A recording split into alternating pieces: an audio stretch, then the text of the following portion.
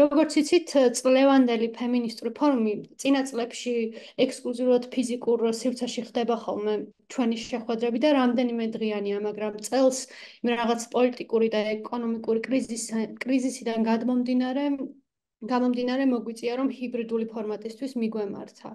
და ეს ჰიბრიდული ფორმატი რამდენიმე თვე არაც გრძელდება, დავიწყეთ საუბარი ივლისში, კონცეფციებით, კონტექსტით და როგორც წარსული გამოცდილებით, ისტორიული გამოცდილებით, ასევე 2024 წლის პროტესტების გამოცდილებითაც. ხოლო ახლა სექტემბერში გვაქვს ორი რეგიონული პანელი. დღეს არის ჩვენი პირველი რეგიონული პანელი, რომელიც შეეხება ანტიგენდერულ მოძრაობებს რეგიონში, პოპულიზმის, ნეოკონსერვატიზმის მარწუხებს, ხოლო ხვალ უფრო ფართოდ და ზოგადად ვილაპარაკებთ რეგიონის პოლიტ-ეკონომიკაზე. და ამ ზოგადი შესავლის მიღმა მინდა და ასევე მეთქვა, რომ LGBT პროპაგანდის კანონის მეორე მოსმენა უკვე იყო და ფორუმის დაწყებისას თუ ვარაუდობდით, რომ შეიძლებოდა ეს კანონი მიეღოთ, დღესდღეობით სხვა რეალობა გვიდგას წინ. და სავარაუდოა, რომ მესამე მოსმენითაც მიიღებენ ამ კანონს, რაც queer terms საგრძნობლად შებოჭავს და ბევრს ემიგრაციის გარდა სხვა გზას აღარც დაუტოვებს. და მგონია, რომ ამ კონტექსტში ხო ძალიან მნიშვნელოვანია გავაზიაროთ ერთმანეთთან გამოცდილებები რეგიონში ისეთ კონტექსტებში, სადაც არის მსგავსი კანონები, სადაც არ არის და ამ რაღაც სოდნის და გამოცდილებების გაზიარებით რაღაცა სამომავლო სავარაუდო გეგმები დავსახოთ, როგორც ერთმანეთში, ასევე ცალკე მარტოდ. ამისთვის და ამ პანელის გახსნისთვის ახლა ამ ვირტუალურ მიკროფონს გადავცემ ანა რეხვიაშვილს, რომელიც არის ამ პანელის მოდერატორი. ანა უკვე დიდი ხანია ანტიგენდერულ მოძრაობებზე მუშაობს, მისი სადოქტორო ეხებოდა კონკრეტულად უნგრეთის გამოცდილებას და გონია, რომ მისია ეს რაღაცა ტრანსრეგიონალური ცოდნები ძალიან საჭირო და სასარგებლო იქნება იმისთვის, რომ ხო რაღაც ამ ურთიერთგაცვლაში ერთობლივი ანალიზი შევძლოთ.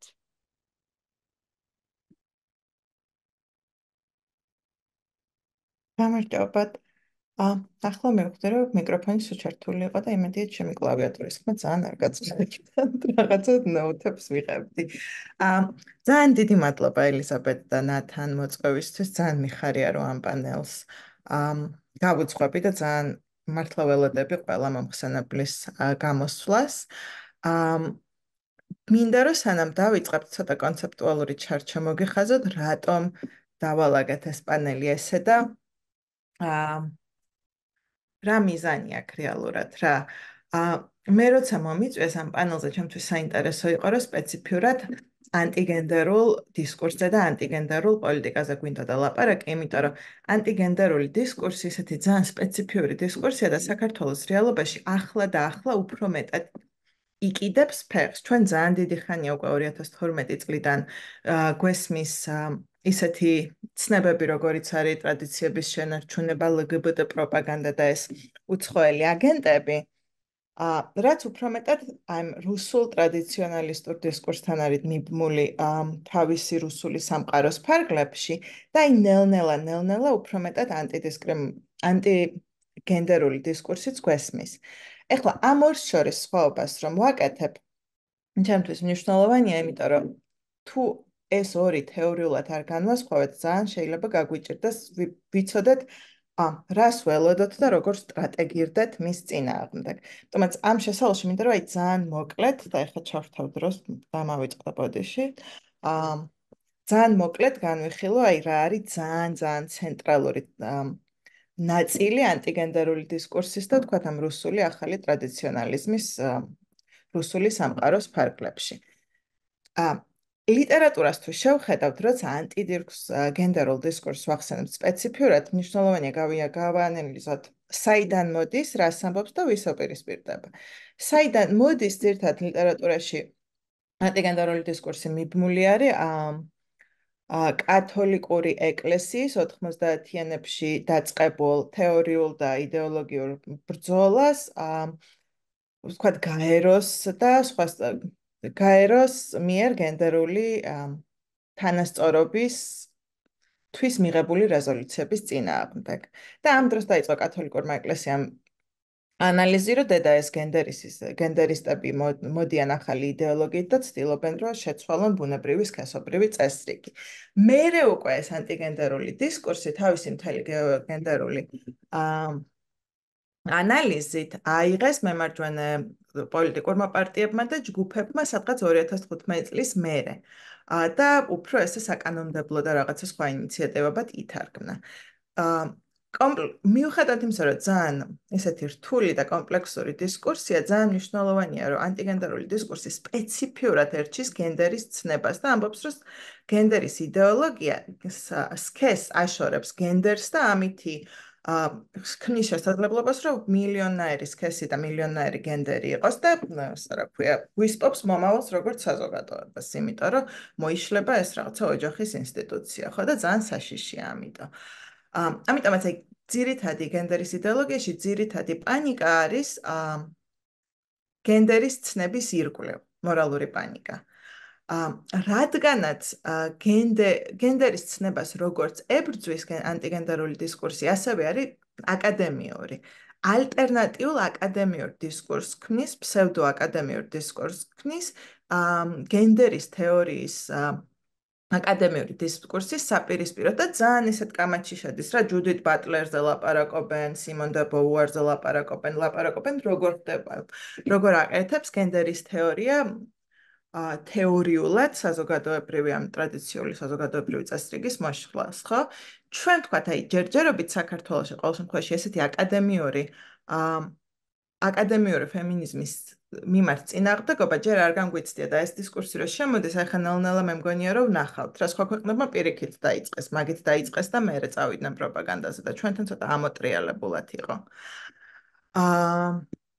ძირითადი სამიზნეები ამ დისკურსის იყვნენ თავიდან ფემინისტები, რადგან გენდერს ეხება და გენდერის ირგვლივ ქმნის მორალურ პანიკას ერთადერთი ცენტრალური სამიზნე ჯგუფი არის უფრო მეტად ტრანსადამიანები და ნაკლებად ყოველთვის ზოგადად LGBT თემი, თუმცა LGBT თემსაც ეხება ხოლმე რა, მაგრამ ცენტრალური სამიზნე ძირითადად ტრანსადამიანები არიან და მათი ძირითადი მტერი არის ლიბერალური ელიტა და რომელიც მხარდაჭერილია ევროკავშირის მიერ. ჩვენთან რა დისკურსიც არის, ხო, თქვათ, ესენიც არის, მაგრამ ასევე სამიზნე მტრის ხატად ქმნის დასავლეთს, რომელსაც ანტიგენდერული დისკურსი იმდანეთ არ ზოგადად დასავლეთს. იმდანეთ არ ქმნის, იმიტომ რომ ანტიგენდერული დისკურსი თვითონაც დასავლურია. და ეს რაღაცა პატარა ნიუანსების გარჩევა მნიშვნელოვანია. ერთმანეთისგან იღებენ და ერთმანეთს ავსებენ, მაგრამ მაინც თავიანთი სპეციფიურობა აქვს. რა და ბოლო ძალიან მნიშვნელოვანი არის, რომ თქვა, აი რუსული სამყაროს იდეოლოგია, რომელიც ცალსახად კოლონიურია, ეს ანტიგენდერული დისკურსი, ასე პირდაპირ კოლონიური დისკურსი არ არის. აი მე აგნიშკა გრაფი ალბათ ილაპარაკებს თავის წიგნზე, პირიქით იყენებს, ისევ რუსული სამყაროს იყენებს, რაღაცა სტრატეგიულად რიტორიკულ იარაღებად აგნიშკა გრაფი ამბობს, იყენებს ანტიკოლონიური დისკურსის ნაწილებს იმისთვის, რომ თავისი თავი ლეგიტიმურ აქტორად წარმოადგენს.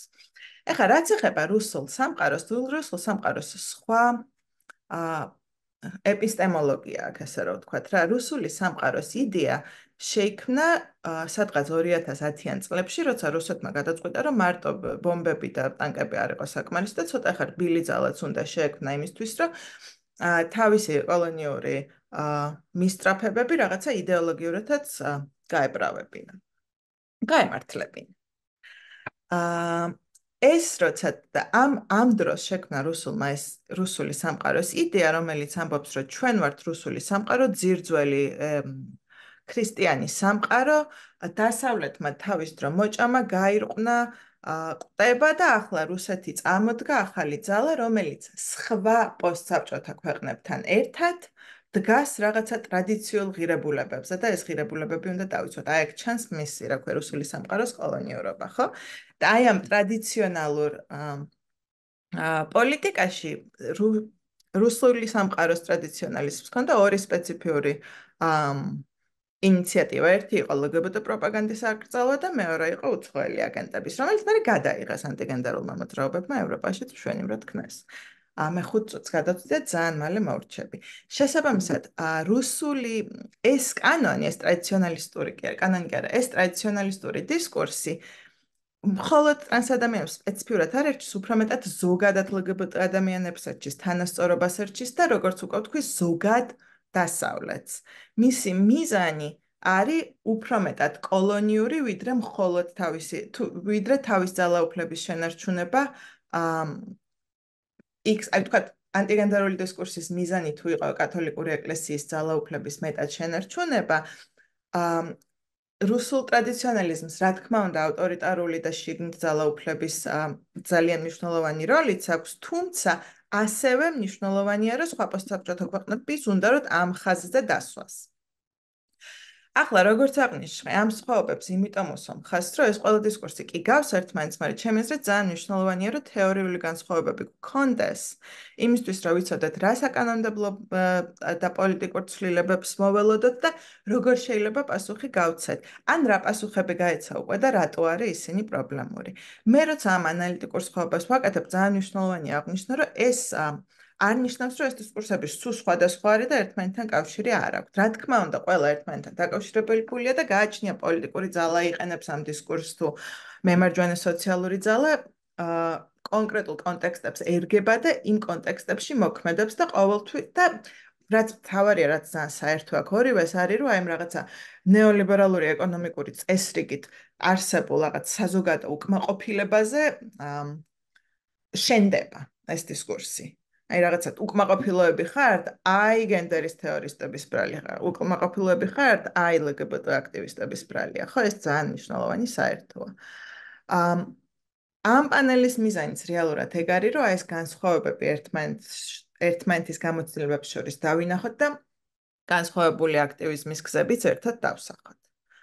და ამიტომ ძალიან მიხარია, რომ პანელს თქვათ აგნეშკა გრაფი გახსნის და მე რომელიც არის არაჩვეულებრივი მკვლევარი ამ საკითხის და მე კიდევ უფრო მეტად სხვადასხვა ქვეყნების გამოცდილებებზე და სხვადასხვა ქვეყნებში როგორ კონცეპტუალიზაციას ვაკეთებთ ამ ცნებების თქვა დისკურსების ამაზეც ვისაუბრებთ. სულ ეს იყო ჩემგან და ახლა მინდა რომ წარმოგიდგინოთ აგნეშკა გრაფი და მოусმინოთ მის მოხსენებას. აგნეშკა გრაფის ბიოგრაფიასთვის უკვე ინგლისურად გადავერთვები და ინგლისურად წარვადგენ. So, I'm switching to English. Hello, everybody. I want to present Agnieszka Graf as our first presenter in the panel that talks mostly about our experiences and conceptualizations of anti-gender politics and rhetoric. Agnieszka Graf is a professor at the American Studies Center, University of Warsaw. She is a cultural studies scholar with research interests in gender studies, feminist theory, nationalism, and public discourse on gender. Her articles have appeared in Science, East European Politics and Societies, Public Culture, European Journal of Women's Studies, as well as a number of collected volumes. She co-edited the spring 2019 issue of Science on Gender and Rise of the Global Right, and her most recent publication, co-authored with Elzbieta Korolchuk, is called Anti-Gender Politics in the Populist Moment, a monograph on the global anti-gender movements and its links with the right-wing populism. Graf is a feminist activist and public intellectual, regular contributor to liberal and left-wing media outlets, and the author of 4 books on feminist essays in Polish, including World Without Women and Mother and Feminist. She is a founder member of Monifa movement and an active participant of Polish Women's Congress as well as women's strikes. And I'm very happy to hear you, Agnieszka. Thank you, everybody.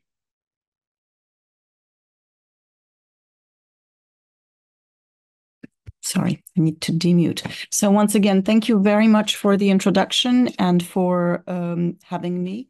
I'm very moved to be in Georgia, albeit virtually. We've been admiring your efforts to save democracy in your country, and it's really, quite astonishing the size of the protests and the bravery that they take. And what I'm hoping to do is to help you conceptualize the anti-gender movement as a global movement. Before I start my presentation, and I will be sharing some PowerPoint slides, I just wanted to say that that Anna said some of the key things that are on my mind as well. And one is that this stuff is coming from Russia, and especially when you're dealing with anti-LGBT propaganda laws, it's a cut and paste strategy. In other words, these are laws that were introduced by Putin in several stages, and they are then being introduced in countries where Russian influence is spreading. Point number two, this is an anti-Western discourse.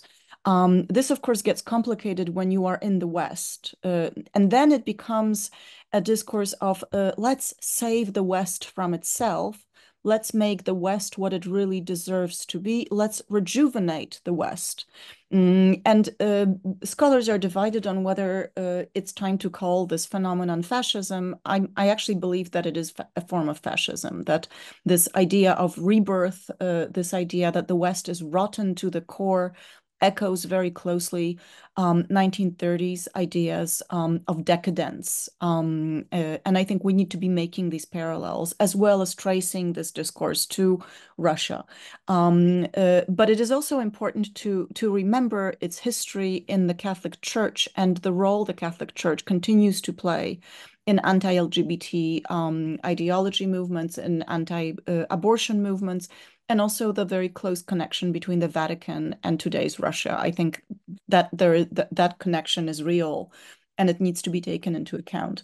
So let's see if my PowerPoint actually works here. Can you see it? Okay. So I want to emphasize that the way to see anti-gender ideology movements best and clearly is to see them in connection to broader trends towards authoritarianism. These are not just conservatives who want to fight against ideas that they don't like. These are movements that are always interconnected with far-right and right-wing parties. So the overall argument I'll be making, and I can send you the article where we make it with greater precision with my co-author Elżbieta Korolczuk, is that gender ideology arguments, the vilification of gender, helps illiberal actors reduce liberalism to its most controversial cultural components and ridicule it in the eyes of the electorate as decadent and contrary to common sense. In other words, anti-gender propaganda is really anti-liberal propaganda. Gender is a stand-in for the West. It's a stand-in for liberalism, for liberal democracy. Attacks on gender ideology contribute to the broader project of challenging liberal democracy. And I think this is what's happening in your country right now. And we went through this for 8 years in Poland, so we kind of know how it works. And the optimistic side is that we also know when it stops working, and we are no longer under law and justice rule. So this has already been mentioned, but I think it's worth putting on the slide again. There are two historical genealogies of this phenomenon. One is Catholic anti-modernism, which reaches back to the 1930s, but it was revived in the 1990s when the Vatican targeted UN conferences, specifically Cairo 1994 and Beijing in 1995. So this is the period when women's rights and then later gender equality was being mainstreamed internationally through the UN, and the Vatican stepped in saying, no, there is such a thing as gender agenda. That's when this idea was coined. The other genealogy, which I think is really worth looking at, is the United States. it's the late 70s, throughout the 80s, you get the US culture wars, the beginnings of what we now see as this intense polarization tension between red and blue states.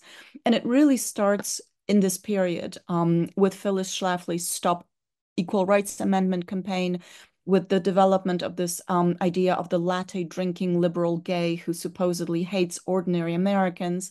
And this is the moment when historically when the combination of forces of right-wing political parties and religious movements is coined, and the GOP, that's the Republican Party, becomes permanently allied with evangelicals.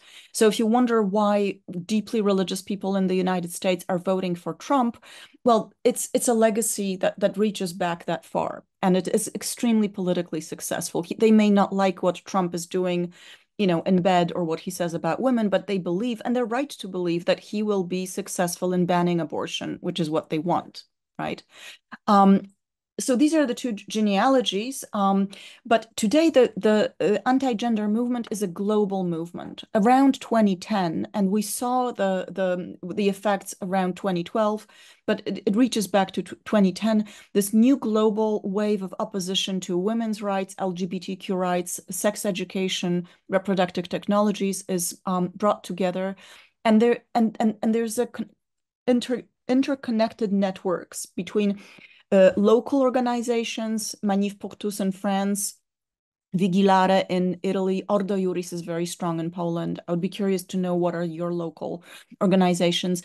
And these groups tend to present themselves as local, even as nationally or nationalistically minded, but they are usually parts of these global networks.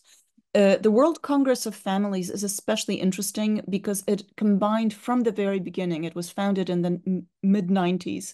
It combined from the very beginning Russians and Americans. And there's some very interesting literature on what happened when they met, and how that was the beginning of this combination of traditional values and authoritarian ideas, especially around reproduction. Tradition, Family, and Property, not a very well-known network, but it's useful to look for because its daughter organizations are very active in the region. Citizen Go, very active in Poland right now. They are trying to prevent a queer museum from rising. Political Network for Values is also an important one, and Agenda Europe, we talked about it at length in our book. And by the way, if you're interested in reading more, our book called Anti-Gender Politics and the Populist Moment is actually free. You can download it from the internet, from Routledge. So the global anti-gender movement is comprised of these organizations, and it has common aims of globalizing family values, re-signifying human rights as fetal rights, vilifying LGBTQ rights as this inhuman anti-family agenda, and so on. But it also has strictly political implications. And the central idea of our book is that this is not just a conservative movement based on religious aims and strategies. It is there is an opportunistic synergy, a combination, a combined strategy linking two different sets of actors. On one hand, you have right-wing populist political parties, sometimes far-right parties. So to give you a few examples, this would be Orban in Hungary, Brothers of Italy in Italy, in Poland it was Kaczynski's party, in Germany it's the AfD, in Spain it's Vox. So these far-right parties and anti-gender organizations, and they do not move together as political actors. They create these coalitions aiming for specific legal solutions, such as a ban on LGBT propaganda, or such as the ban on abortion in Poland. But the point we make in our book is that they are actually that there are gains on both sides. Right-wing populists get this form of propaganda, a thickening of the ideological coherence of populism, which political scientists will tell you is an ideologically thin discourse. In other words, they don't really have much to say about anything. They need a language with which to express their legitimation for power. They get to define who are the elites and who are the people. In other words, by using anti-gender discourse, they can say that that they can suggest that the West is the elite and they represent the people. And they get a very powerful frame, an affective, emotional frame, a Manichaean vision, which talks about danger to children, which attracts parents, which, in other words, creates this kind of nervous, fearful atmosphere that gets people to vote for them. On the other hand, you get these ultra-conservative actors, in other words, representatives of these ultra-traditionalist organizations, who suddenly become important political actors. They get legitimacy, they get respectability, they get secular and academic credibility, they get money, they get their NGOs suddenly get a lot of money, public funding to protect children and so on, and they get access to political power and media. And we saw this happening in Poland in a pretty terrifying succession of victories on their side.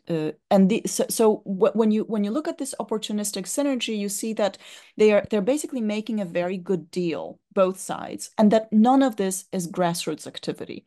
There might be occasional rallies or marches in defense of the family, but that's not where the real action is. The real action is when these people meet behind closed doors and strike deals that often have the consequence of banning women's rights or LGBTQ rights. And I'm stuck. Let's see if I can get this to move on. Okay, and I have 3 examples. I don't know if I have enough time to talk this through. Okay, I'll be very quick. One that I wanted to throw at you is the 2022 referendum in Hungary, where people were asked basically if they want Viktor Orban's party to protect their children against pornography, gender reassignment, gender changing procedures, and so on. And the referendum failed. It ended up being non-binding because not enough people showed up. But it was very interesting because it was so direct. It was so clearly blaming the West for supposedly trapping children in these terrible situations. Second example is pretty spectacular. I don't know if you've seen this before. It's the Stop Feminazis campaign in Spain. This is in 2019.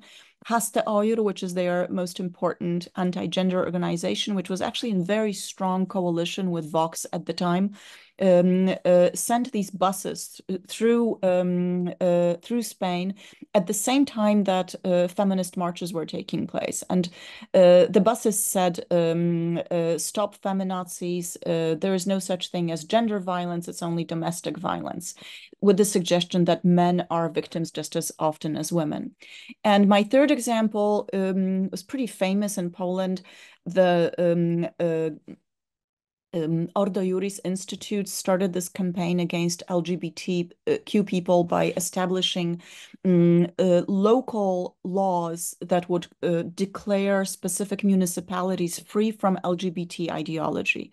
And this was publicized very broadly by activists, and it is now defunct. This is no longer the case, but it really attracted attention to Poland internationally.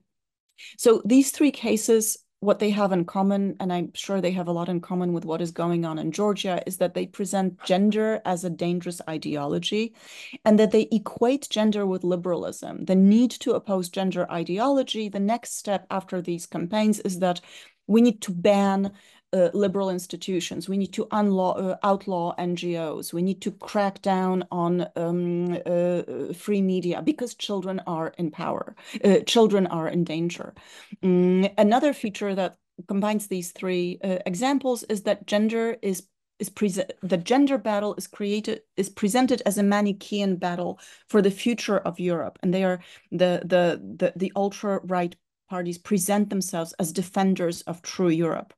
And finally, and this is really dangerous and a lot of people fall for it, through this anti-gender discourse, right-wing extremists manage to present themselves as parties of extreme common sense, because the idea that they're protecting children, that they are defending families, these seem like pretty normal, ordinary, wholesome ideas. And a lot of people, especially parents, unfortunately, are actually attracted to this. So that's it from me, and I hope that's helpful. I have a lot of other things to say. I've done a lot of research through the years on this topic, but that's it for now. Thank you so much, Agnieszka. We really appreciate your input. Our next panelist is Pars Kaplan. Pars, pronounced he, they, is a 26-year-old transmasculine queer individual. He graduated with a degree in psychology and began their gender transition in Istanbul, where he also started engaging in transfeminist activism, focusing on peer counseling. Pars, you feel free Hello, to unmute everyone. yourself. Hi, friends. Thank you for joining us today. It's really nice to be with you here, and I'm really excited to share my experiences with you. My name is Pars. I'm a transmasculine queer feminist from Istanbul. First of all, I'd like to talk about how my political ideas developed and my experiences as a queer trans living in Turkey. So like everyone else, I was just a child when I was born. But as I began to explore my identities, almost all of my relationships has transformed. I grew up in a really political family, so activism has always been a part of my life in some way. However, my personal activism and my journey of self-discovery all evolved together, leading me to new chosen friendships. This process also brought deep reflections on the concept of heteronormative family. My views on intersectionality actually diverged from the politics I knew. So now I had my own identity, which taught me life is not fair to everyone, and have realized I have to go on a different political path since I need different politics cover everyone equally. Now when I think about it, it's actually quite interesting. I've learned about intersectionality through people I met in queer activism and applied it to my life very easily. Simultaneously, I found myself gradually moving away from my old social life or old self and began constructing a new self. While this initially gave me a sense of empowerment, there were also times when I found it difficult to process this transition that seemed to split my life into two. The people I could become closest to had only been in my life for a couple years at most. Although we shared similar ideas, we came from largely different emotional landscapes. On the other hand, we all shared experiences of being isolated or marginalized by our families to some extent. Today, I mostly want to talk about how the Turkish state has launched an illegal campaign against queers and women, how it forces them into nightlife, then criminalizes them, isolating them from society and pushing them into seclusion. I will discuss how the state uses its power to prevent them from coming together and creating collective political movements, thereby draining their hope and exerting control over them. Right now, here in Turkey, everyone feels so exhausted and alone that even the idea of coming together to build a political movement seems incredibly difficult. We wake up to a new incident every single day. Once you learn about intersectionality, you want to stand up for every cause. In response, the government unleashes all its power and violence through every possible channel and wearing us down both physically and mentally. For years, it has manipulated us into believing that there's nothing stronger than its structure. How? Through the police chauvinism in the streets. I want to elaborate on this a little bit more, especially since the genocide in Palestine began. Turkey has placed police teams, detention vehicles, and sometimes it's like even water cannons in almost every center of area. This is the state's way of saying, hey, look at me, I'm like right here. I'm at every moment of yours, I'm everywhere, and I have a control over you so that you cannot move, you cannot say anything. We all know that protesting is a right, but the government is deeply afraid of us coming together. There are subtle policies they implement using police force. For example, queer people and women, especially them, who come together to exercise their right to protest are placed in detention vehicles and held there for hours and hours. They are subjected to psychological and physical violence. This has become like very routine in Turkey. Currently, there's no legal consequences for this, but the state is waging a war against us, not through legal law, but through the illegal ones. This is an imitation tactic, actually, showing how this entity called the state, which is provocations and small plans. The message is actually clear. Do not gather, do not unite. If you do, I will keep you in a vehicle for more than 10 hours without water or food. And when my police officers use the violence or abuse you, you will know that nothing will happen to them. But if you speak up, then I can prosecute you easily. So this is basically all about. Because of this, queer people who are both mentally and physically affected by hours of police violence and detention eventually feel the need to protect themselves with and withdraw from public spaces. So the state, by giving the daytime normal families, normal men, and families under male supervision, and criminalizing the queers, and state even manipulates their access to public spaces. I'm talking about the state-engineered chronic loneliness. Women and queers whose every space has been occupied by the patriarchal state have been increasingly distanced from collective struggle, communication, and compassionate dialogue. In other words, we have all been harmed so much that we have started to trigger one another, and there's nothing more political than that, I believe. Another covered policy the state implements is similar to what United States once did the Black communities as drugs. Today, we are overwhelmed by daily policies that violate human rights, unsure of which to fight against.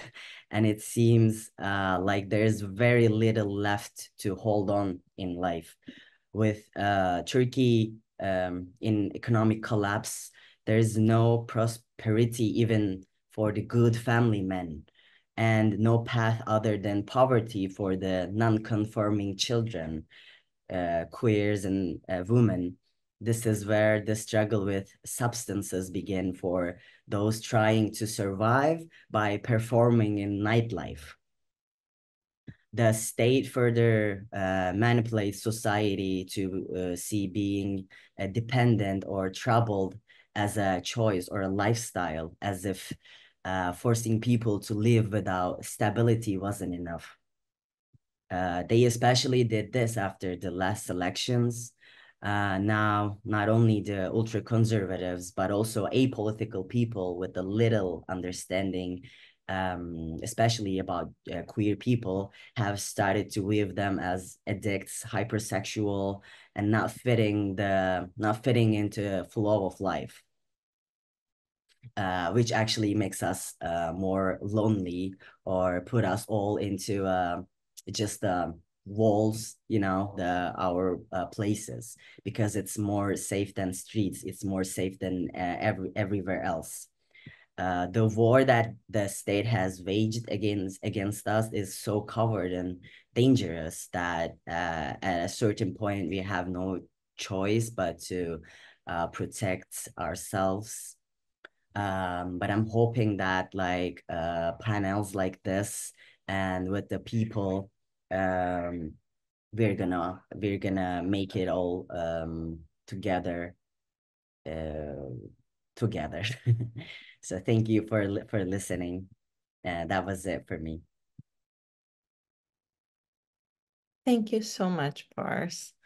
We appreciate your experience and insights about how this kind of politics impact us, because we talk about what they are and theorize them, and it's just a good reminder of where we're headed.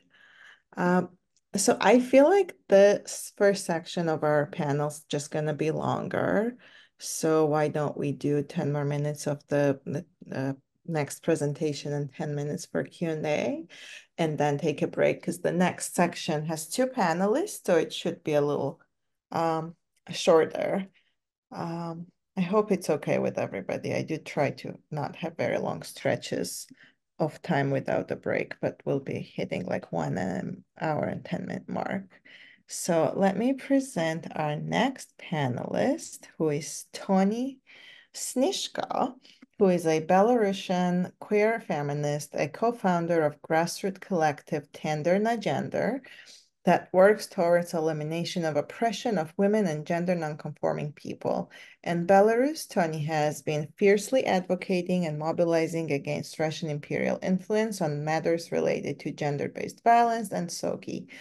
Toni serves as an advisor to Frida, a young feminist fund, and to Dalan Fund for Regions of CECCNA. Toni, the floor is yours. Thank you so much, and gamarjoba to everyone. It's really a pleasure to be with you. So, as Anna has shared, I'm originally from Belarus, and for my input today, I wanted to outline a bit how the context and the landscape has been shifting in Belarus. Since I started my engagement in queer and feminist organizing many, many years ago, the political discourse of how gender equality and LGBTQ issues was completely different. And I maybe want, through my own personal trajectory, to kind of reflect on how those changes came to be and what type of specific strategies anti-rights and anti-gender organizers have been using in Belarus to intimidate, threaten, and persecute LGBTQ and feminist organizers. So, I mean, if you have heard anything about Belarus during the past couple of years, you might know that Belarus right now has almost 2,000 of political prisoners, out of whom 300 are women political prisoners. And this has been a quite systematic persecution of civil society actors, activists working on democracy and human rights. And it's really a result of very prolonged pushback from the state on the democratic organizing in Belarus in 2020. Since the protest of 2020, Belarus is still really in the aftermath of political and economical crisis, which has been affecting most marginalized communities in the country. And when it comes to queer and feminist organizers specifically, if you have like kind of a historic outlook of how the movements have been working, the last really public street action happened in Belarus in 2012.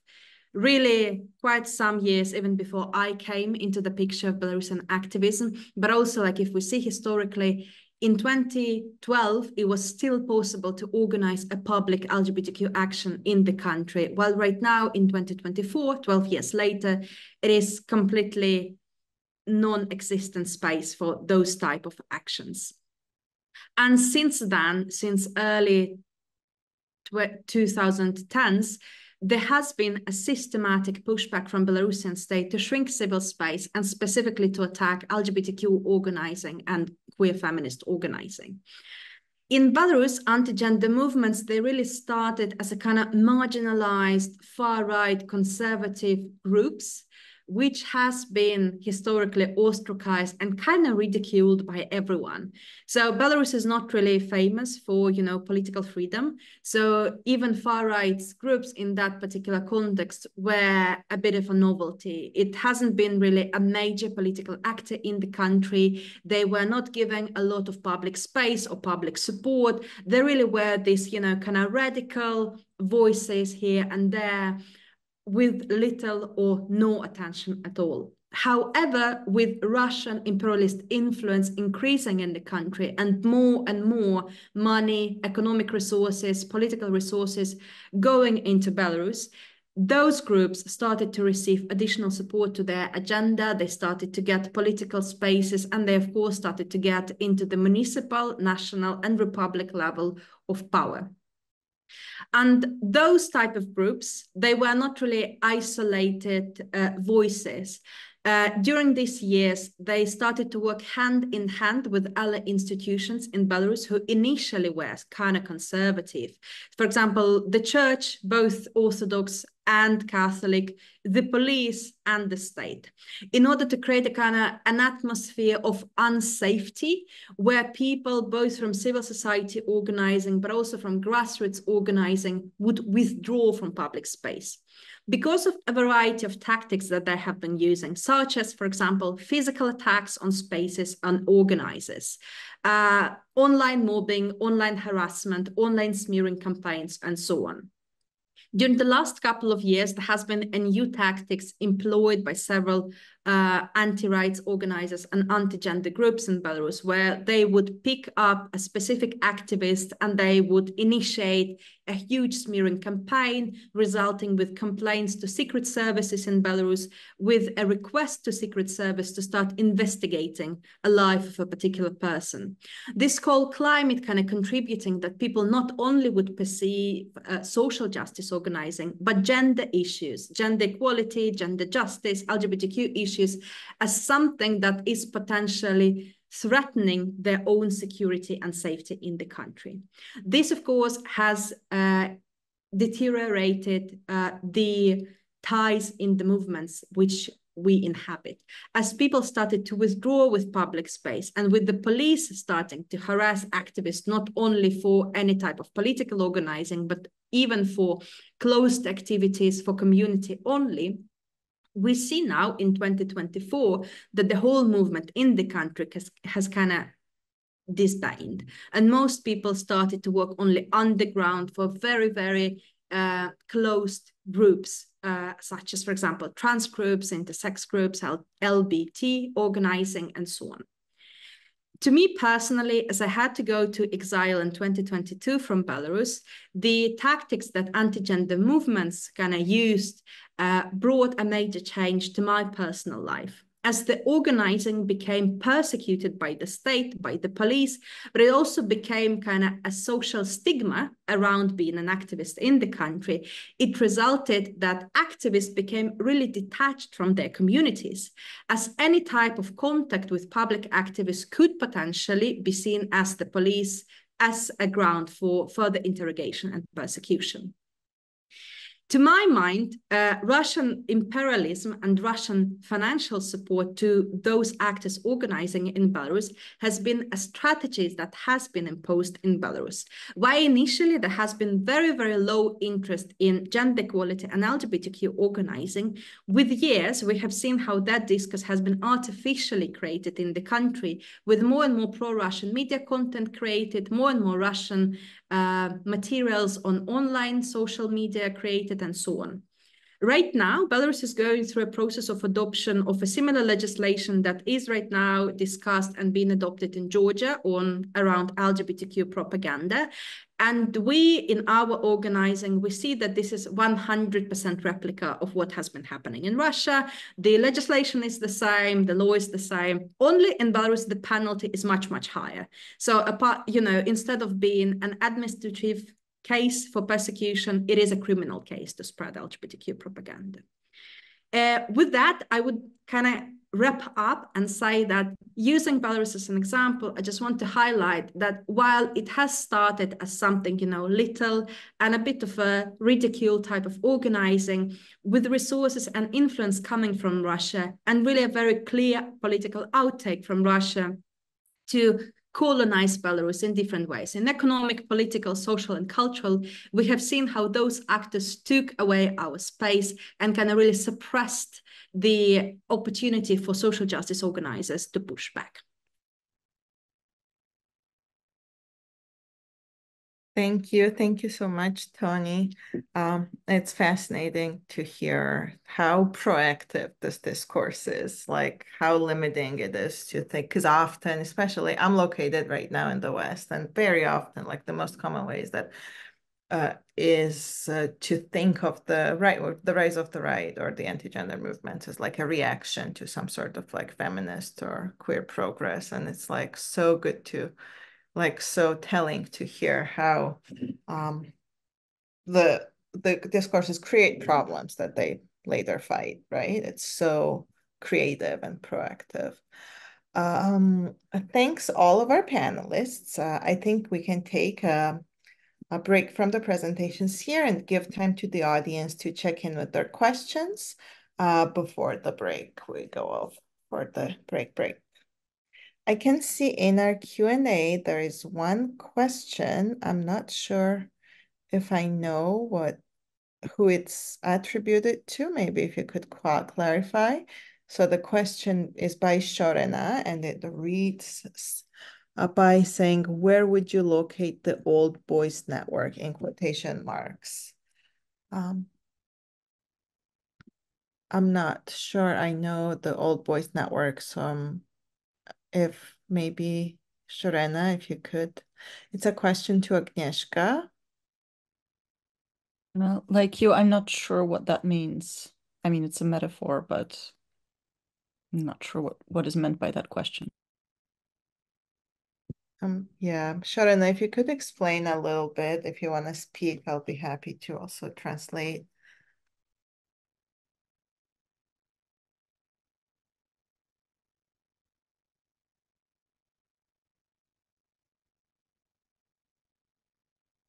Oh, here we have Shorena. Hello. Hello. So my question, you have two forces, like far right and the conservatism. So my question is, where do you locate those who count on the Old Boy Network? So those who are part of Gentlemen's Club, part of these Harvard schools, and so those who make superior decisions. Yeah, I think you could say that when these people are successful, they might end up in what you're calling an old boys network. In other words, one way to think of this process is that this is an elite replacement process. In other words, both sides gain influence and power, and they might end up in places of power, like, I don't know, parliaments, expensive clubs, and so on. But I think it's also useful to remember that they're not all men. a lot of these people actually are women, and these movements have gained a lot by activating a discourse of traditional motherhood and by claiming that LGBTQ movements are a danger to children, and feminism is somehow an enemy of motherhood. And I think so I think it's useful to realize that women are both important actors, often important theoreticians of these movements. One of the most important sources is a woman called Gabrielle Kubi.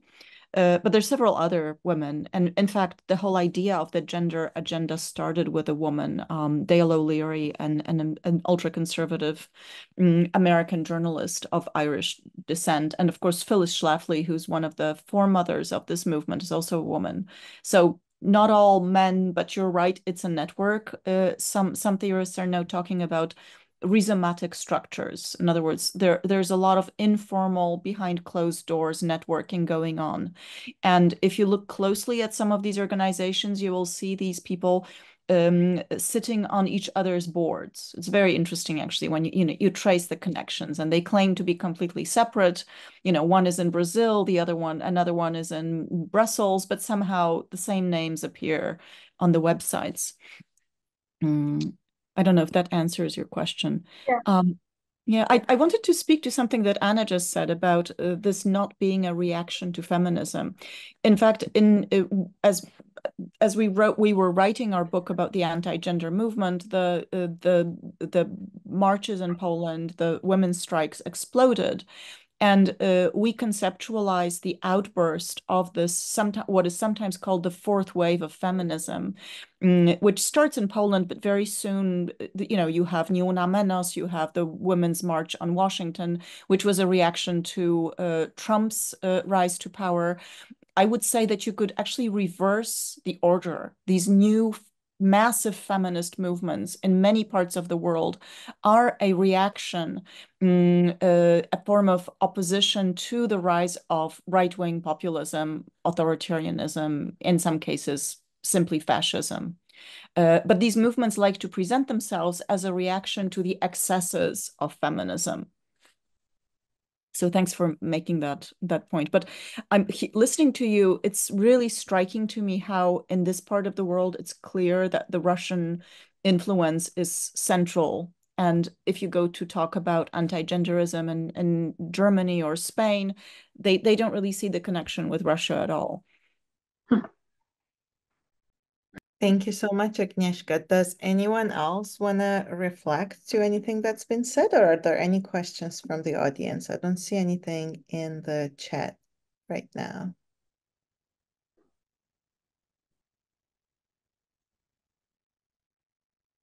This is interesting. I do have a question or two or many, but I'll start with one to everybody. So like how I tried to also start this panel, it's true. It's in this context when we speak about anti-gender movements or the rise of the right-wing populism, we are automatically connected to Russia, to the extent that when the Georgian public was fighting against the so-called foreign agents law, and until now, the media will call it a Russian law. And it was a strategic thing, to kind of derail. The way this works is, right, they bring up the topic and people start debating this topic, and then the real purpose of the law kind of gets hidden underneath, right? So the media in Georgia still calls it a Russian law, and it is a Russian law. It does come from kind of Russia's new traditionalism that I kind of separated from the anti-gender movement. I was wondering in maybe other spaces that have this both influences from Russia, and then slowly the anti-gender discourse is creeping in, if they see the difference or if they see the shift. Why I'm saying this is during my research, I'm from Georgia, I was involved in queer activism in Georgia, and I did my research both in Georgia and Hungary. And what I realized is that in Georgia, what anti-gender discourse specifically is, how it says this is a gender ideal. These are gender ideologists. They want to derail our society from the traditional notion of gender. And it targets feminists because of that. That didn't work the same way in Georgia. Feminism was kind of like maybe ridiculed in more like traditional anti-feminist sentiments, like, oh, like men hating, ugly feminists, whatever. But the real target was always LGBTQ plus groups. Whereas in Hungary at that time, feminists were primary targets because the discourse was anti-gender. And later did Hungary copy the Russian anti-propaganda discourse and the legislation. So there we had first like attacking feminism and the trans movement, and then they like made it wider for to the old LGBTQ community. Whereas I feel like in the countries that are directly under Russian imperial influence, that has been reversed. I'm kind of making an argument here, but I was wondering, because we have Agnieszka, who's from Poland, who probably has like a different dynamic, and then we have Turkey, and then we have Belarus, and also we have different, like everyone from the panel, please feel free to talk about this. Do you see the differences of how like what discourses get brought in impact what actually happens, or what initiatives get brought in? Like if we could time like how this kind of strategies travel, and in what ways? Well, I think there are two separate questions here, at least with regard to Poland. One is about Russia, and then the other one is about the targets. In Poland, it is very clear to those who are looking closely that there is Russian influence, but it's quite hidden because Polish right-wing nationalism pretends to be anti-Russian. And they are very careful to mask their connections to Russia. And when someone says that they are actually funded by Russia, this person immediately gets targeted with a lawsuit. And they've been to the extent that they've been avoiding going to the World Congress of Families because it is public knowledge that the World Congress of Families has Russian connections. So you won't see representatives of Polish groups there. So they are really very invested in disavowing their Russian links. As for the order in which issues are attacked, in Poland, it started in around 2012, 2014, with a massive campaign against sex educators who were associated with pedophilia. Then it was the Istanbul Convention, which Poland was about to sign, but then withdrew. It was a complicated story, but the idea is that the Istanbul Convention is a Trojan horse. I think that phrase was used everywhere, meant to introduce the gender agenda and is actually dangerous to families. Then there were several waves of efforts to ban abortion. And that's when the protests started. But actually, abortion finally was banned through the Constitutional Tribunal, which was taken over by Law and Justice Party. So we are still stuck with this really draconian anti-abortion law. But then around 2019, the word gender was dropped. And instead, there was this idea that I think you are dealing with now in Georgia of LGBTQ propaganda, LGBTQ agenda, LGBTQ ideology. I think one thing that started happening around 2017, 2018 is efforts to put a wedge in between queer movements and feminist movements.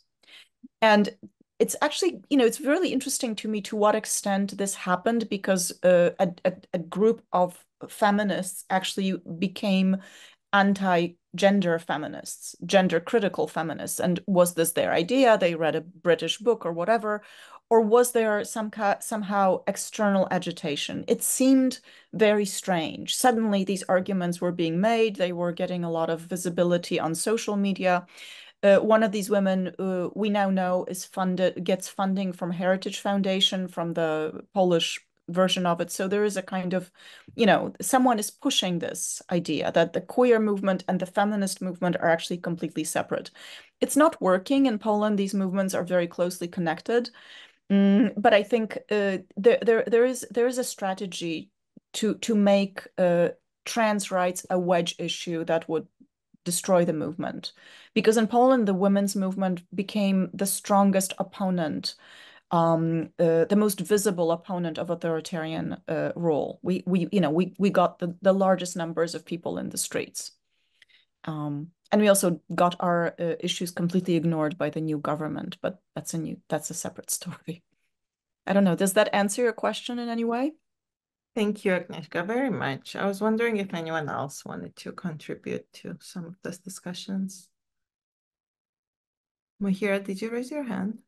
Yes. I think in the context where I am in Kyrgyzstan, and I know also about what's going on in Kazakhstan. Here, I've personally observed influences coming from both Russia and the West. In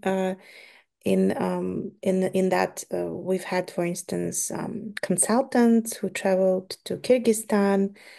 So there was this evangelical pastor from the United States who authored a book called The Pink Reich. I can't recall his name right now, but he basically traveled to Kyrgyzstan when the first version of the gay propaganda and foreign agent laws were proposed in 2014. And there was quite successful joint effort by civil society to repel them. So they didn't pass then. But more recently, they were pushed now with the help of now Russian consultants. And so there's a recent investigation by journalists here in Kyrgyzstan that trace the arrival of polittechnolog, like this political technologist from Russia, who previously consulted Prigozhin of the private military company Wagner, now deceased.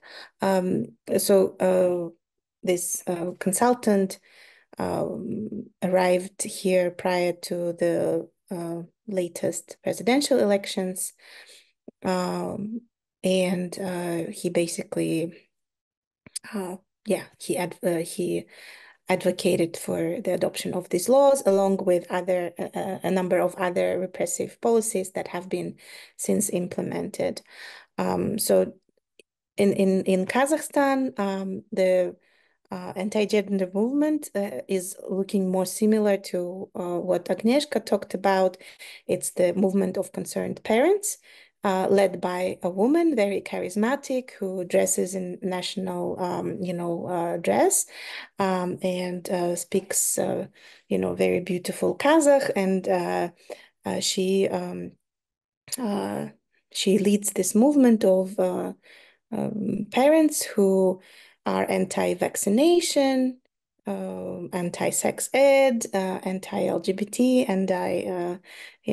all of those things. So so they've been pushing for the adoption of the the gay propaganda law in Kazakhstan. Also recently, there've been public hearing.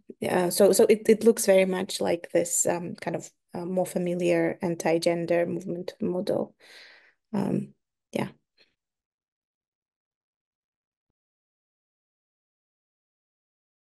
Sorry, I was muted. Thank you so much, Mahira.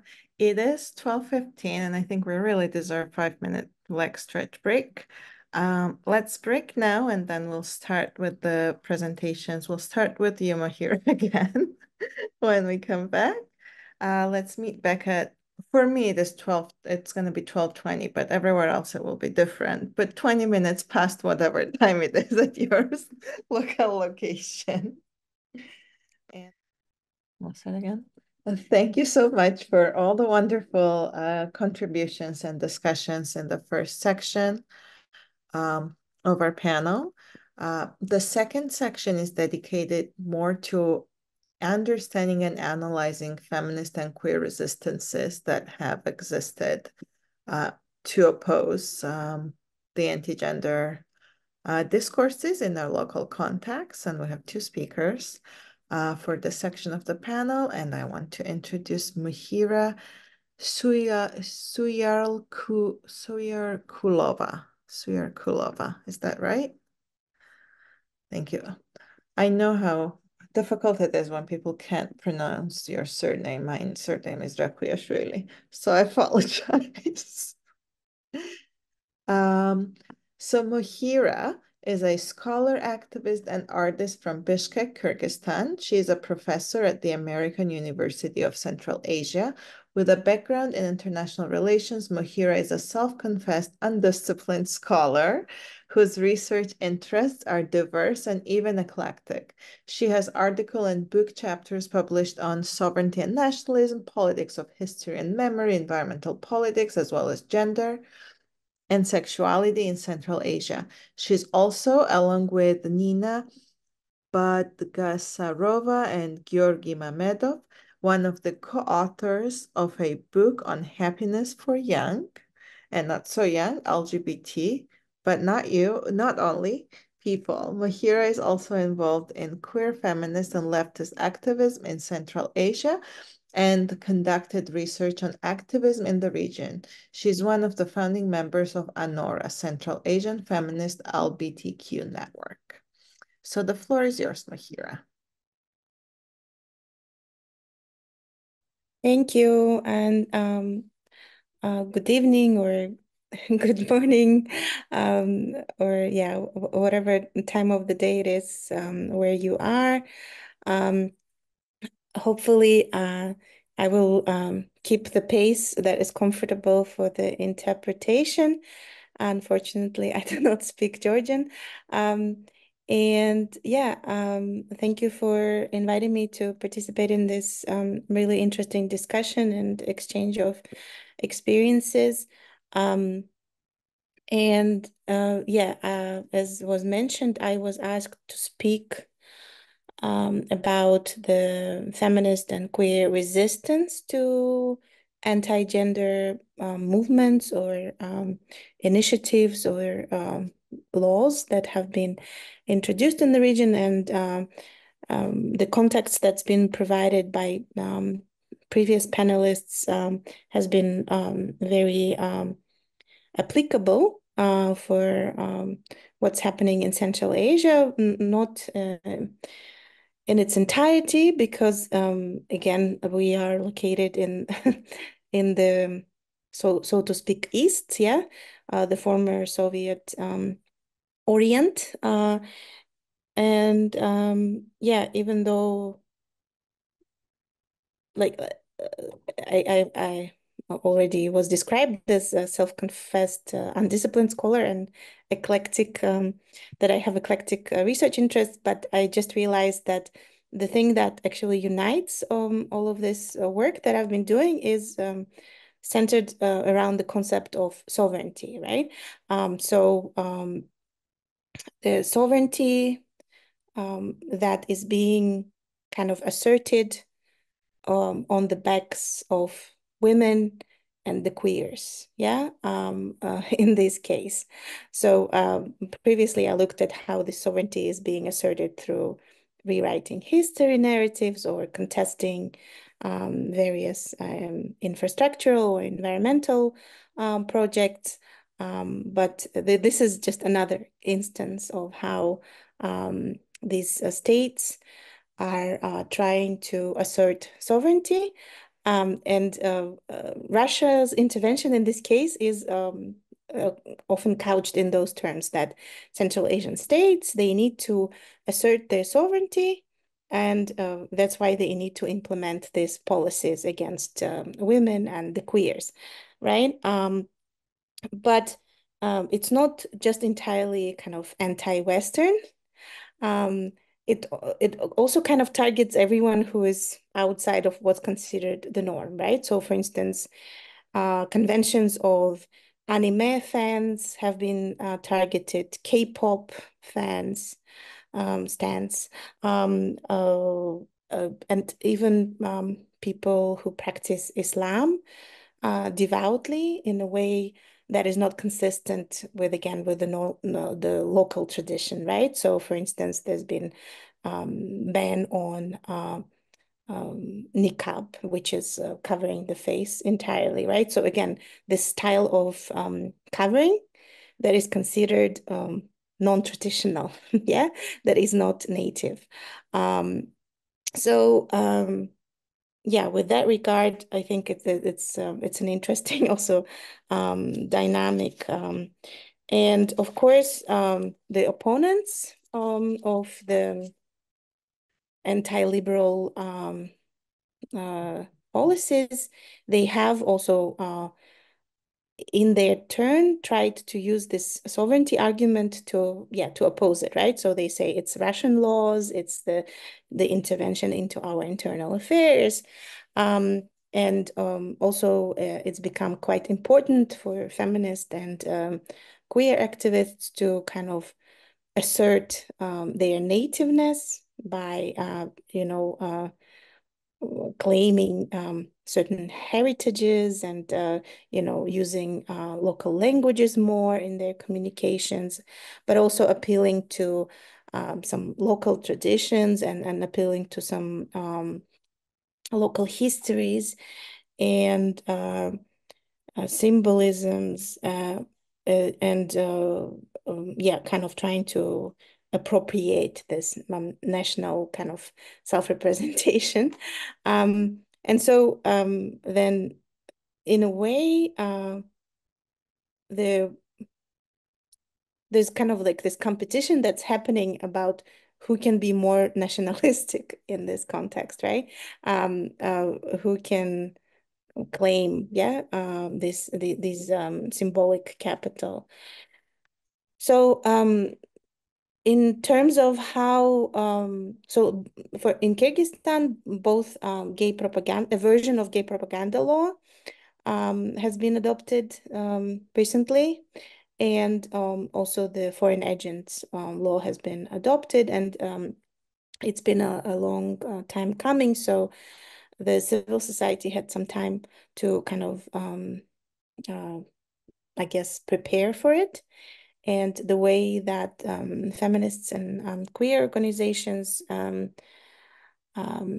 approached it is they tried to re-register or restructure themselves, register in third countries, because like the whole foreign agent law made receiving funding quite problematic.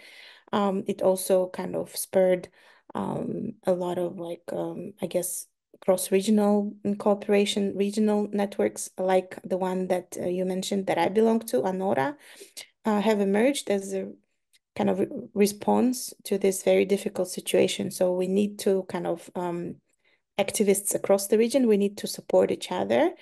And we've been organizing basically to that end. Yeah. So the approaches have also been quite different. So sometimes it means migration, exile.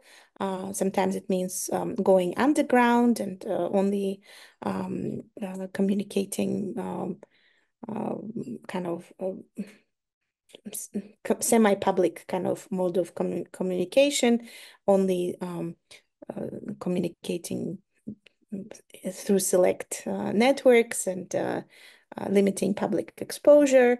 And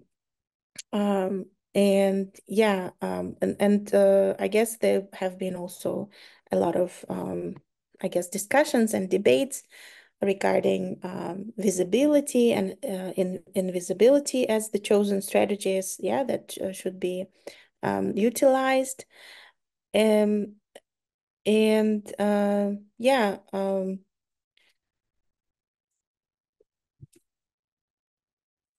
I guess it's been different this time around in Kyrgyzstan. So as I mentioned before, when they first tried to adopt these laws in 2014, kind of civil society mobilization could happen. There was a wide coalition of actors that came together and managed to stop it from happening. Whereas this time around, prior to this, there was a systematic kind of wave of repression when the government basically detained opposition leaders. They cracked down on all free media, closing down basically all the free media, or banning them, or also classifying any information that was not the official government version of what happened. It's now can be called fake news, and then basically taken down or banned. There's been a ban on public protests for the past 2 years, and there's been a silent kind of change in procedures. The very hard-won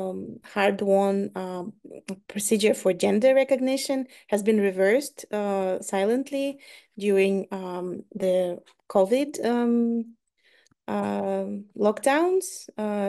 And there's been all these other initiatives that also put limitations on sex work, on drugs, so it's basically this whole a wave of repression that preceded the adoption of these laws that made resistance very difficult, basically. And so there were no public protests like in Georgia. So I'll stop here and let Nukri pick up from here. Thank you. Thank you so much, Mahira. Thanks for giving the examples and also reminding us that when sometimes there is not much noise around what happens somewhere, doesn't mean that the repressions have stopped. It may mean just the opposite, right? Because like internationally, unless we hear what's happening through protests, we don't really we don't really know. So that was a good reminder. Thank you. Let me now introduce you our last panelist, Nukri. We're very excited to listen to. Nukri Tabidze is a queer researcher and activist from Abkhazia, Georgia. Their main topic of inquiry is social justice movements in Eastern Europe, Caucasus, and Central Asia. Their interests include nationalism, body politics, peace building, displacement, and migration. They are part of several informal cross-regional initiatives and collectives in South Caucasus and proactively contribute to the international feminist queer movement building. So Nukri, the floor is yours. Hello, everyone. Thank you. This was very interesting to listen, but also very depressing. So I just like throw out all the depressing parts and concentrate only on in these dark times and what has been there to what have we been doing right. Basically, what have we been doing right? Because first of all, the fact that there is anti-gender movement, it means there was something and there is something that they are reacting to. Status quo has never been the status quo has always been patriarchal, but heterosexist, but it's not seamless structure, and in these cracks where the gender movements and the values and ideas of equality, different kinds of equality, thrived, these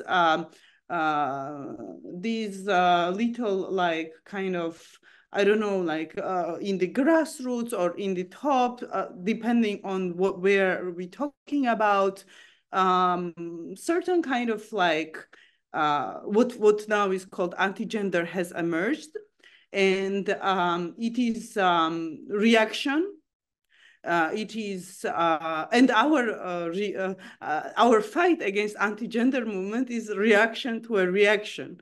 But at the same time, I want to share with you some of the practices that I have observed in not only in like East Europe, Caucasus and Central Asia, but also Balkans, that people have, like feminists have been sharing with me in private conversations or in interviews and in different kind of conferences and contexts. And one interesting thing is that sooner or later, there is it seems like all more or less democratic contexts, in all more or less democratic contexts, all feminists or queer activists realize that being proactive might be following their own agenda instead of being constantly in this response mode might be a more efficient way of dealing with these anti-gender movements, because anti-gender is like something that can build on certain surface in certain time and space. It's not something, it's not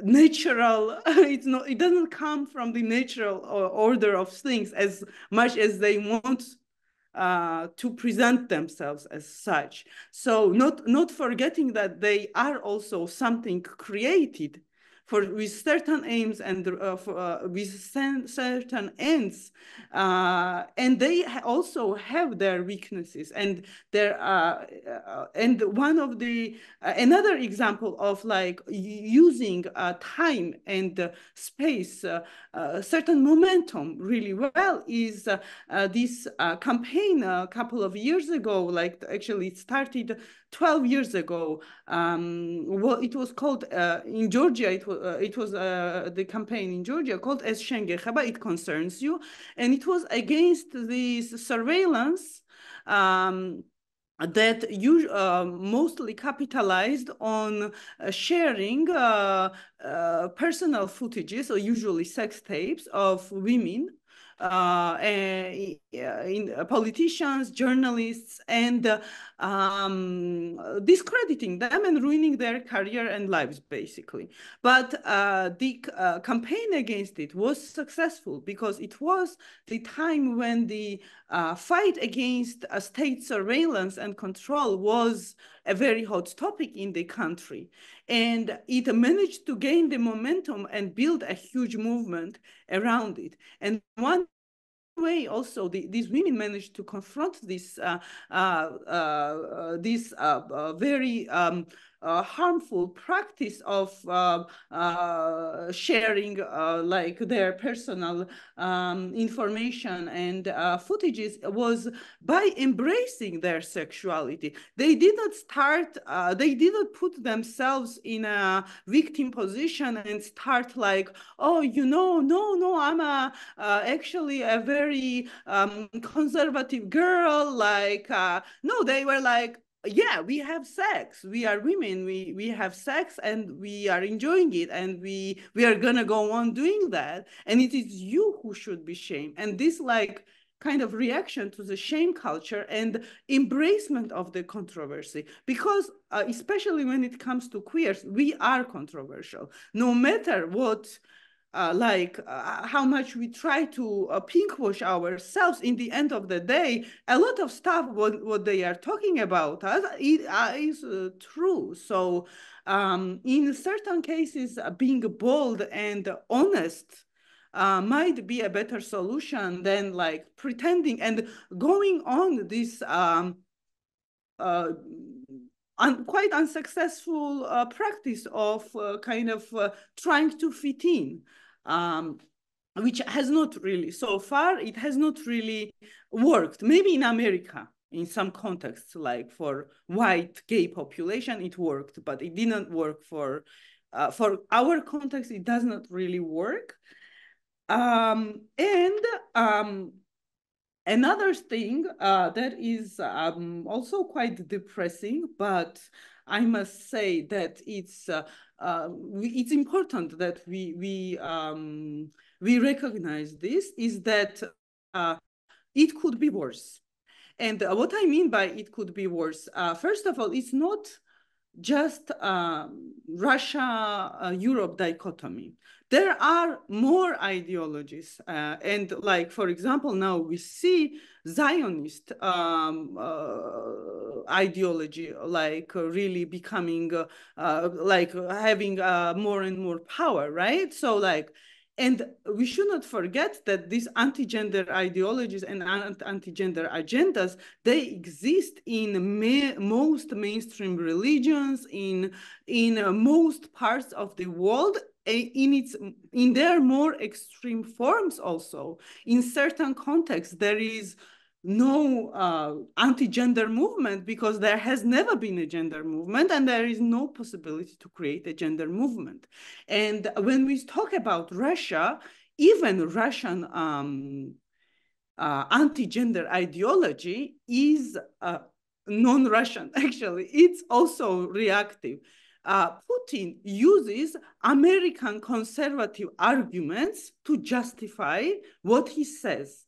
I am currently observing Georgian Dreams, like the governmental party in Georgia, their anti-gender narrative and disinformation on the media. They don't use any, like, yeah, it sounds Russian, like the law, it's like if you go through it, it sounds, it's copy-pasted, but all the arguments they have, all the videos they use, it's all coming from America, or like mostly America, but like also from this like more white Western kind of outright ideologies. And for some context of the world, for example, I was reading recently, no, not recently, like it was published last year, but Lavrov, Sergei Lavrov of Russia, is saying that for them to recognize Taliban as a legitimate power, they have to respect women's rights. Eurasian fascism has this name for a reason. They want to distance themselves to a certain degree from Asia, but like keep this in between position so that they are not as alien and as other as the West.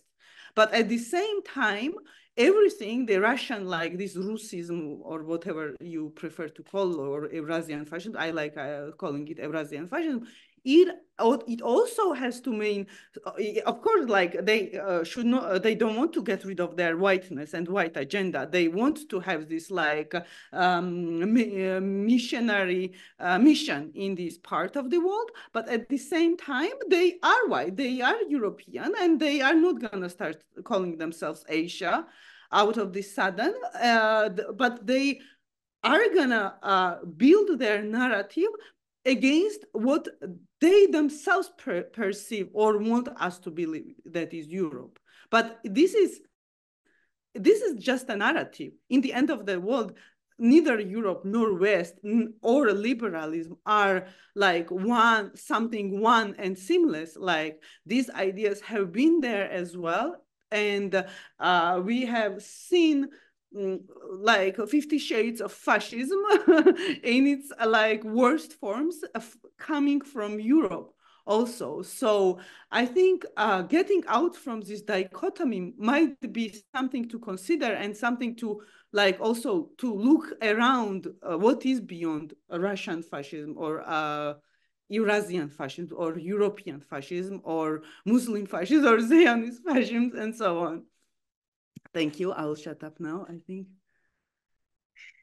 Thank you. Thank you so much, Nugri. Thank you first for reminding us of the kind of the constant activist dilemma over fitting in versus rebelling, as well as reminding us how we're all in the end victims of the kind of like colonial enlightenment, a colonial European enlightenment era respectability or whatever that is, right? That they imposed on the rest of the world and now they're fighting it.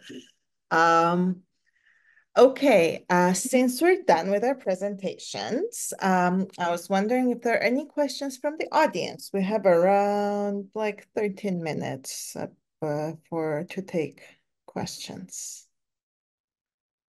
I'm not seeing anything in the chat.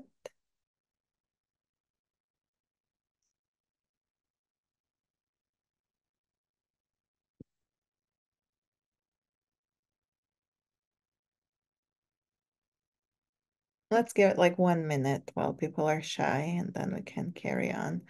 Also, I forgot to ask that feel free, all the presenters also feel free to ask each other questions if it's something you would like to do. Oh yeah, and we have a hand up by Agnieszka. Agnieszka, please.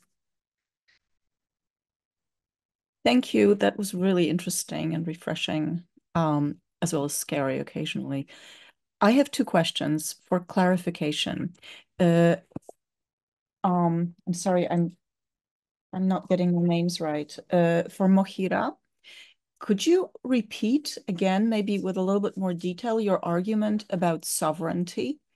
Because it resonated with something I know, but I'm not sure I understood you correctly. And whether I understand correctly that calling these laws Russian laws is something that you would define as resistance against the way that the regime uses sovereignty. And for the second speaker, I'm sorry, I can't read Georgian, so I can't read your name. You claim that that Putin is using American ideas, videos, and I'm just curious, how do you know? Because I'm an Americanist, so I have this instinctive like desire to trace everything back to the US. And I discovered these homophobic campaigns in America in the 70s, which were using a lot of the same arguments, like this idea that gays can't have children, so they recruit, which keeps circulating in Eastern Europe today. It dates back to 1970s Florida, and a lot of these ideas do go back to America. I agree with you, but I wonder if maybe we should be thinking more in terms of common roots of all of these discourses in 1930s fascism. In other words, it's not Putin's idea, it's not evangelicals' ideas. These are actually fascist ideas, and they're much older. This idea of, decadence, gayness and Jewishness as being very strongly connected. I've been looking at some of the American sources, and there's some really spooky stuff there. So I just wonder, how do you use the term fascism, and whether you think, there might be something there. Thank you.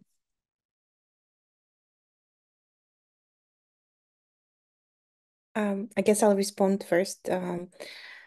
So my argument about sovereignty is more about how like this when sovereignty needs to be asserted, it means that it's already in question, right?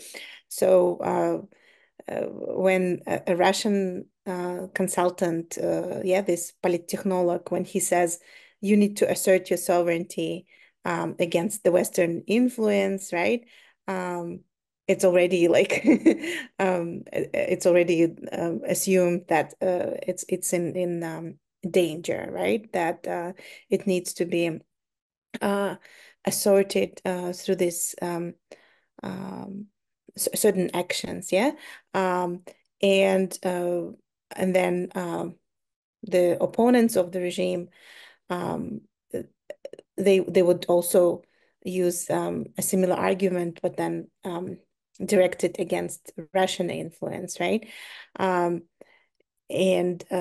So paradoxically, then the so-called liberal opposition in Kyrgyzstan,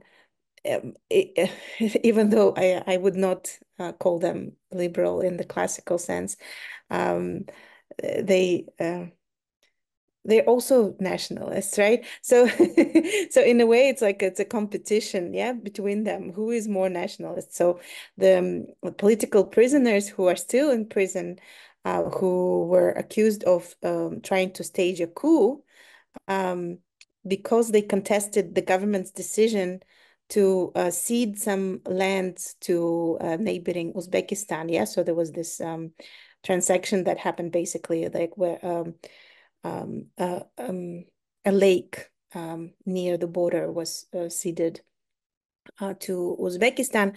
So this group of oppositioners, they were opposed to that, and so this was seen as treason, right? So in a way, they're also acting from this nationalist impulse, right? So they're accusing the government of giving away the land that should belong to the Kyrgyz. So and the same happens also with the feminists and queer activists when they where they are in this double bind when they're called foreign agents and that they don't represent the true kind of Kyrgyz people. They are like influenced by the West or something, and so they also want to show they want to become normalized. Yeah, they want to become respectable. They want to show how no way we're really Kyrgyz, and look, we speak Kyrgyz, and look, we dress Kyrgyz, and look, we have this local tradition of queerness and all of that. So yeah, so that was, I guess, how I was trying to use sovereignty in this context. I hope I answered your question. And was there a second part to that? I don't recall. I guess I'm curious whether you think that the strategy of calling these laws Russian laws is effective and to be recommended, or whether you're skeptical of it. So in Kyrgyzstan, at some point, it was an effective strategy. Yeah. So like I said, back in 2014, it worked. But this time it didn't work, and they were like they were very open about it. The government, they were like, yes, it is a Russian law, and we will be bringing our law in accordance with the Russian laws because we are part of the Eurasian Economic Union. So we need to have compatible legislation. So they're not shy about it. They don't deny it. So it hasn't been a successful strategy. Thank you, Mahira. Nurgul? Yes, I want to add to that like it's a not successful strategy in the places where Russia is an ally, in the context where Russia is an enemy. Like Georgia, it is a successful strategy because it's like in the countries like this, it's a neo-colonial like geography. Like we are not talking about sovereign independent nation states. No one has this illusion, and neither people nor government. So that's why we are sucking up to Europe, like it's not like we are crazy about it. We just don't want to be part of Russia, and we're choosing a empire that is treating us better and recognizes and brings like more benefits and certain like welfare to the people. And to go back to your question, so yes, one reason why I'm saying is that yes, these ideas and the ways they are also articulated can be traced to this like kind of previous century fascist ideologies, and they derive from that, and that's why I call them fascisms or neo-fascisms. But at the same time, when I say Putin uses these arguments about America and Europe, is that he actually uses them. When I was conducting a study about, I was comparing anti-gender discourse of Russian Orthodox Church and Russian political elites and Georgian political elites and Georgian Orthodox Church, and on this is old studies from 2017. Now it probably changed a bit. Maybe they use it less and less. But this is like when some of the some was like literally copy pasted, like on the church level, it was literally just translated, you know, not even like edited or something. But on the political elites level, it was not like that. And there was this tendency, both not both in among Russian political elites, not among Georgian political elites back then, to use this proactively use this narrative that, you know, we have to introduce, let's say, this like foreign agents law because like France or like some European country also has it, or it all works in Canada as well. And then when Georgian Dream here started introducing these laws, they started using exact same words, like back then Putin was saying that, oh, these laws exist in America or somewhere. Like, it's this white, like proper white European world is a reference point even for Russia, and even they need it to build their narrative either against or in depending on the political constellation. Back then maybe relations with Europe were better and they were using it more. I don't know, to be honest, right now, but right now I was still, you know, the way he uses now is like, oh, you know, they are telling us we are doing it wrong, but you look at them, they themselves have this. So this now the narrative in Russia is that it's a double standard of to expose the double standard of the West, rather than justify its actions just by drawing this comparison that it's there, so it must be good kind of thing. Yeah, I don't know if this answers. Thank you so much, Nugri. Let me see, I'm seeing 3 notifications in our Q&A. First, I want to ask Mira if they still have a question because they had their hand raised. Oh, here they are.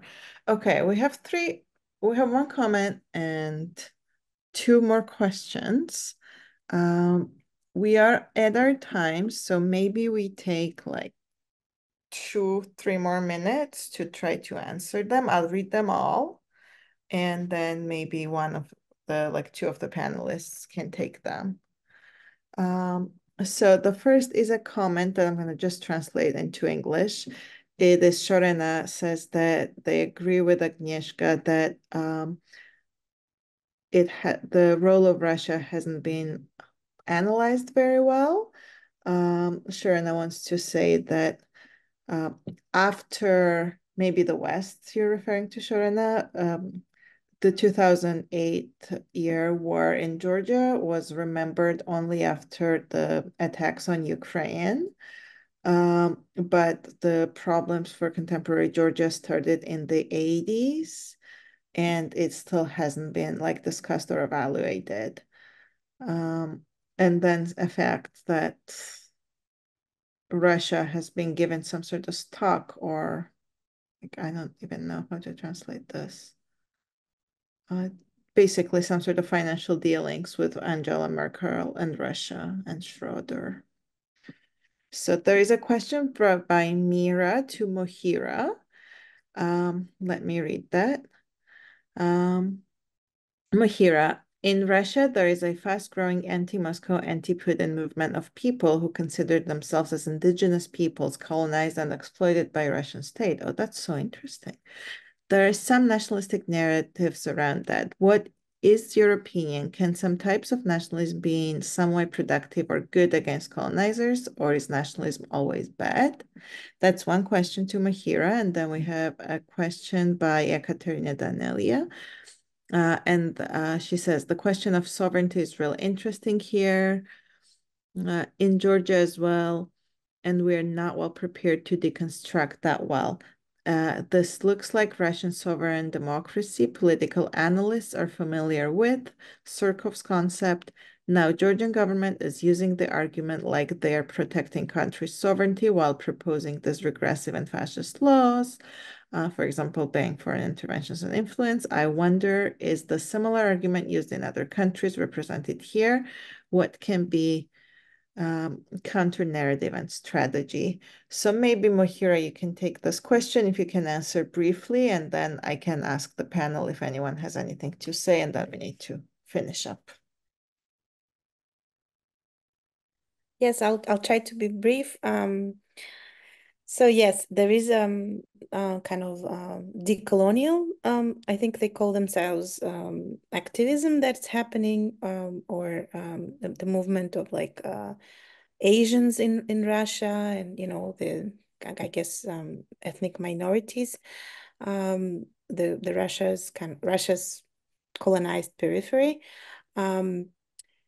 And actually, Yulia Navalnaya recently spoke publicly in Russian, and she denounced these movements as a separatist, right? And I mean, I'm not familiar with all of these movements very intimately, so I can't speak to their exact agendas.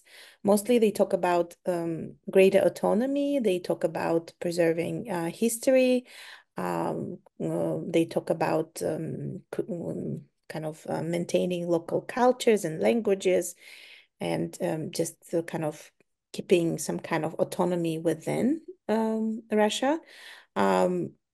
I'm not sure what percentage of them are actually separatist. So my response would be, I guess it kind of brings us back to the early Soviet period, when there was this discussion around, the great Russian chauvinism.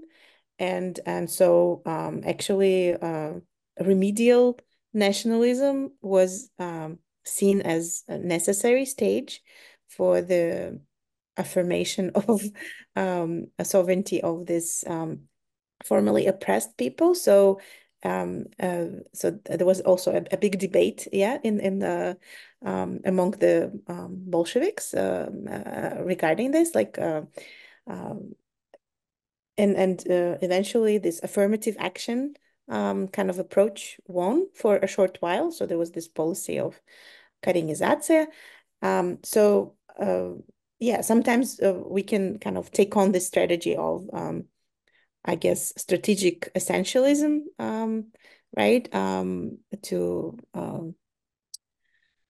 To achieve some autonomy and empowerment, I guess, for the oppressed groups. But then if we think like in decolonial terms, then we should oppose this concept of nation state, right? To begin with, as inherently colonial, and maybe talk about different identities and different ways of relating to each other and creating communities. So yeah, I guess it's a complex question. It's really hard to answer very briefly, but it's an excellent question that we need to be discussing. Thank you so much. I see that some of you are typing the answers in the chat. I appreciate that very much. Thanks everyone so much. The question of nationalism is so interesting, especially also in Georgia now, because with that all this activism, a lot of progressive nationalism comes to happen, right? So it's interesting to analyze what that brings and what that gifts and brings and loses or takes away. So yeah, on that rhetorical note, and the dilemma of activism, we can complete our panel. I thank everybody very much for being part of it. I thank the audience for wonderful and insightful questions, and have a wonderful evening, everybody. Thank you very much to all the panelists and participants. And Anna, thank you very much for moderating.